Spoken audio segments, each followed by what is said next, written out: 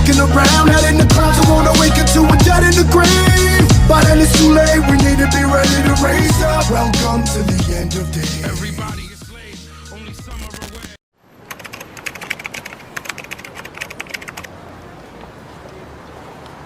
I think that they are one and the same, but we've got this apparatus or these institutions here in America that have been priming us for this big lie for a long time, whether it's NASA or I would say in particular Hollywood.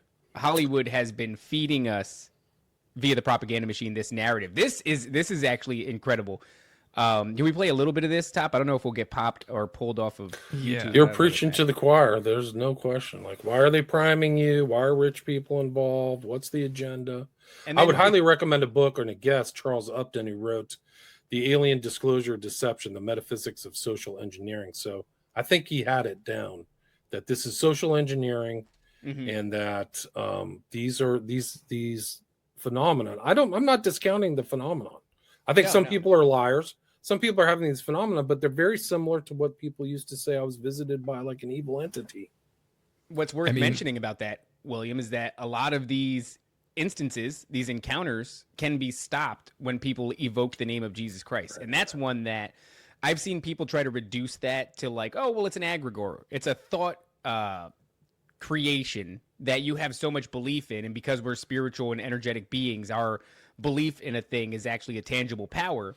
And therefore you can create anything in your head and believe in it enough, and it will defend you from something if the energy is right, or, you know, one mental gymnastics or another. And to me, I go, well, no, it seems that these things are ancient and that we've tangoed with them before.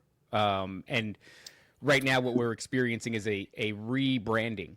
I often use the idea of, like, imagine you had a pharmaceutical company that had a drug and it gave everybody colon cancer, but they had a lot of other products that they offered that was good, so they didn't want to just dissolve. So what they did instead was they, rebranded. They just got a new name and a new company, a new CEO, and they came back out and, with a facelift, and then started pushing the same products over again. It's kind of that, where they're taking these things and through a long period of time with a lot of different institutions, they've molded our opinions of what they are. And they've reduced it all the way to this, like, pretty potent narrative, which is we're at risk of, like, killing each other and destroying the planet, and they're going to intercede on our behalf. And then they're going to elevate us and bring us into, like, a galactic family of sorts. And we see that in movies. We see that in the deep corners of conspiracy on the internet. We see that in books. We see that everywhere. It's kind of fully fleshed out now. And what I worry is that we're at a precipice where the programming is done. And you got to imagine it was awfully important for them because they've done the programming for a long time. It's a very long game, one that men who started it wouldn't live to see the fruits of it.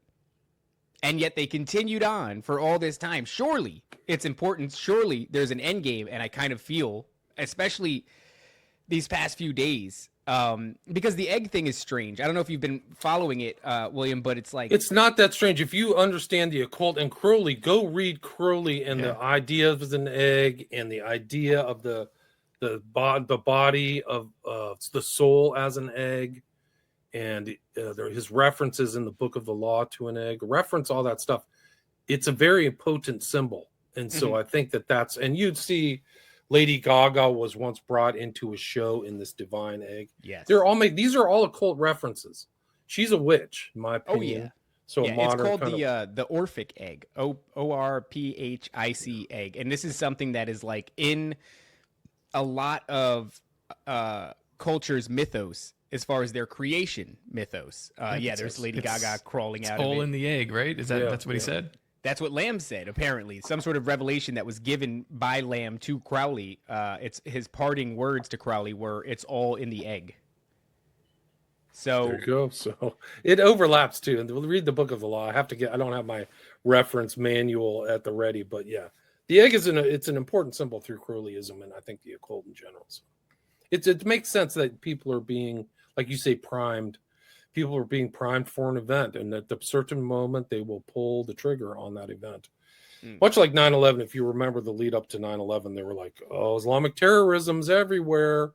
Bin Laden. Oh no!" And then it happened. Bin Laden did it.